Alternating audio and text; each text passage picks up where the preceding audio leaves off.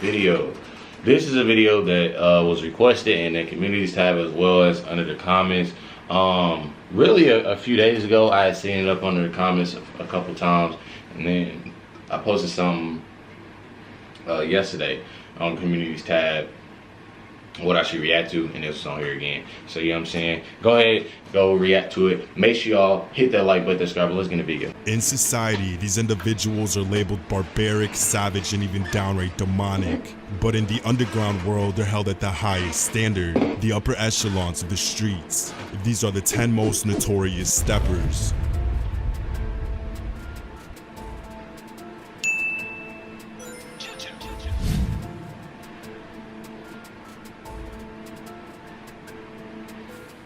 Blizz Micho is a Gorilla Stone blood that's been trying to get into the music industry. Hold on, bro. Hold on.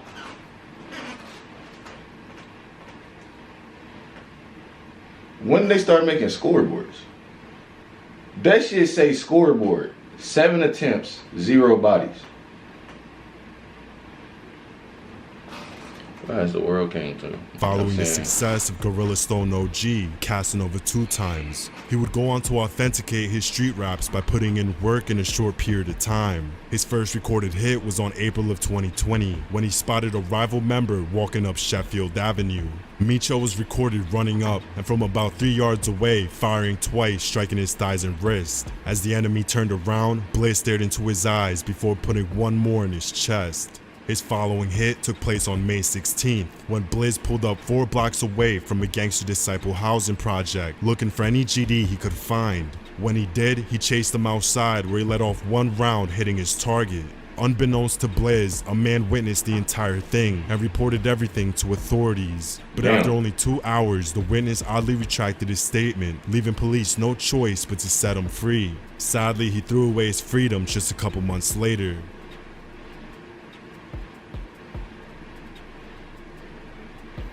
Like most young men in Brooklyn, Rash had to pick sides in the dangerous East Flatbush neighborhood in order to legitimize his street presence. He joined one of the most active sets in New York, the G-Stone 90 Crips. Their main oppositions are the BMWs after they took out their GS9 leader in 2011.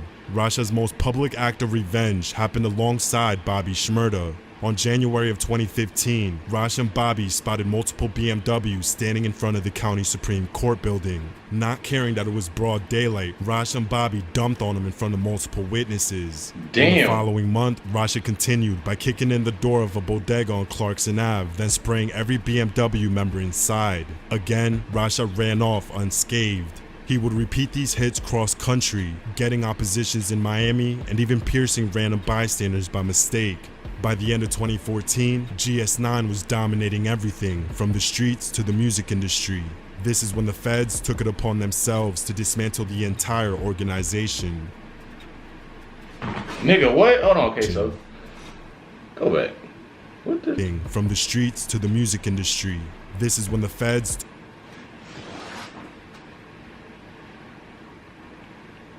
They gave that nigga 98 years?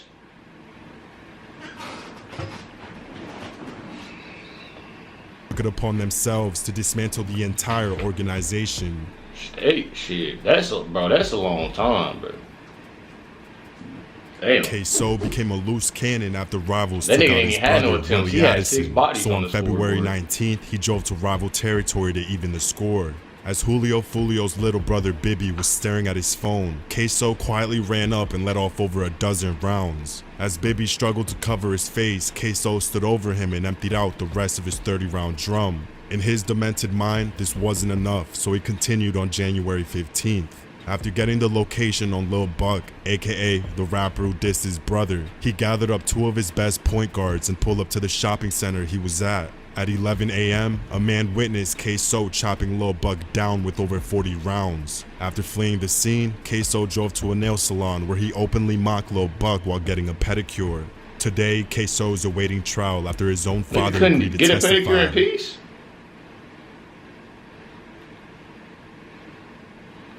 Lil Wet is from a Chicago neighborhood so bro, horrific. There's no way, bro. 10 attempts and 6 bodies, bro.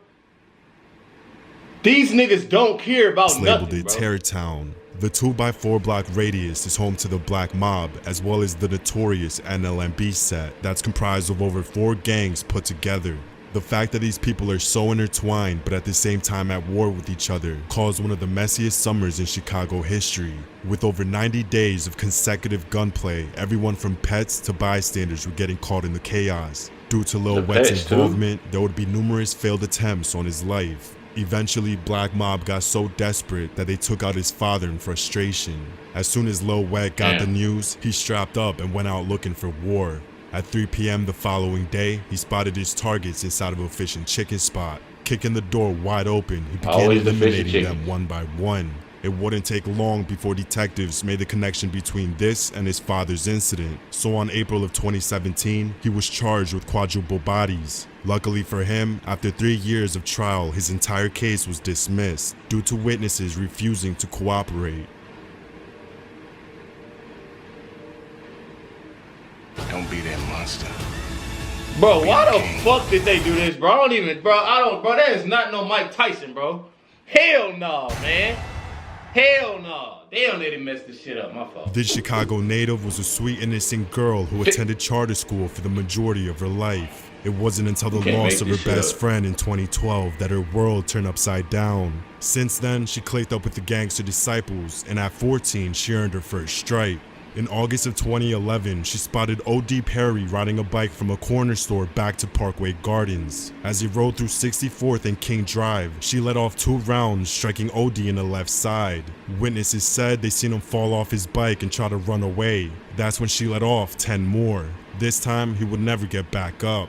The following day, she posted a selfie holding the revolver she took from O.D., thus creating O-Block. As time went on, she became more and more deranged. On April of... Internet, I'm telling you, a lot of people be snitching on themselves. She took from OD, thus creating O-Block. As time went on, she became more and more deranged. On April of 2014, Chief Keef's cousin Mario Hess was in Chicago celebrating his brand new record deal. At 9:45 p.m., she spotted him sitting at a stop sign talking to some women. Without hesitation, K.I. cheese graded his car with over 24 holes. Ironically, she met the same fate 2 days later. Damn. As a preteen, D-Rose had already solidified himself as one of the top gangsters in the city, and by 13, he caught his first body. In 2011, opposition Dale Fisher was walking back from a ceasefire event. As he made his way back to 63rd and St. Lawrence, D-Rose drifted the corner, dumping lead with one hand and steering the wheel with the other, officially earning his first stripe.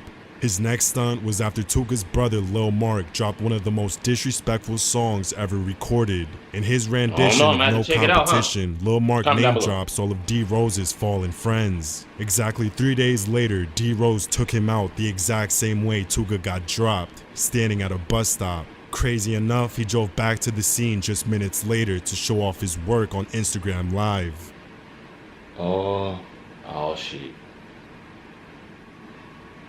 One of King Von's first acts of aggression was in 2012. On a brisk October afternoon, Modell and his cousin were walking down the 63rd block of South Rhodes Avenue. That's when Vaughn jumped out a moving vehicle and began letting off. As the cousin got on his knees to shield Modell, Vaughn stood over them both and let off 5 more. 2 years after that, he caught his most infamous body and avenged his fallen friend, O.D. Perry. On April of 2014, Vaughn was leaving his parole officer making his way back home. Before entering Parkway Gardens, he recognized K.I. playing dice on his corner. As she bent over to roll the dice, Vaughn walked up and let off 7 times. Attempting to stumble away, Vaughn stopped her and whispered something in her ear before putting 2 more directly in her jaw, officially getting back for the entire Parkway Gardens.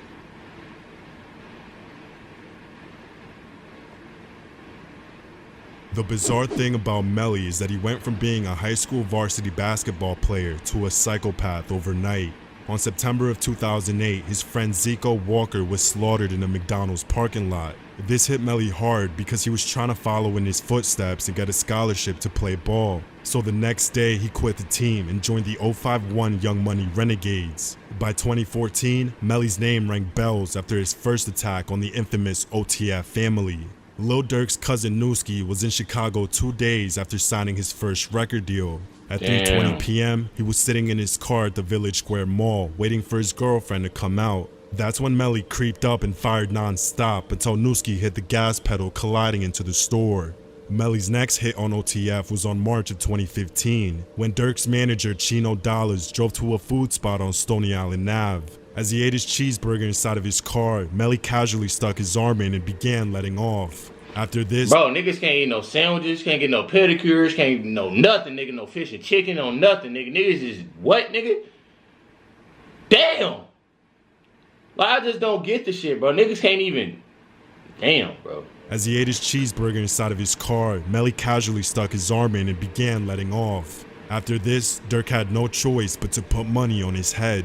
So on a late Chicago night, Melly attended a gang-infested house party. That's where someone recorded Nathaniel Hicks ripping into Melly in a packed living room.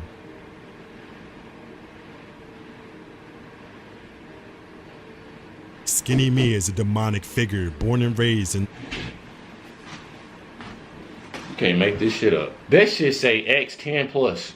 You can't make this shit up, bro. You can't make this shit up, nigga. Living on 29th and Jefferson, he helped establish the Body Snatchers, a Philly gang that's comprised of only elite scorers. His most notorious hit was when him and his co-defendant caught a body, were indicted, found guilty, and still beat the case. After the driver on the mission testified on both of them, the judge handed down a guilty verdict, but by the grace of God, his lawyer found a loophole in the case and took it to the 3rd Federal Circuit. It turns out that the prosecutors allowed the informant to testify behind closed doors, not allowing the defendants to cross-examine him, thus making the entire case invalid, putting Skinny back in the streets. Damn. Soon afterwards, he was recruited to AR Ab's OBH Mafia, who operated what the New York Times labeled the largest open-air dope market on the East Coast. In hopes of legitimizing the crew, Skinny Me picked up a microphone and began dropping music. Unfortunately, he was picked up by U.S. Marshals after being on the run for another body.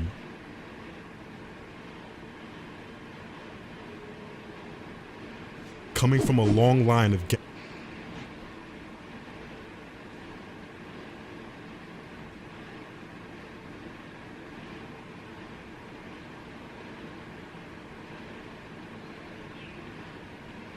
So, nigga, out of everybody, never mind.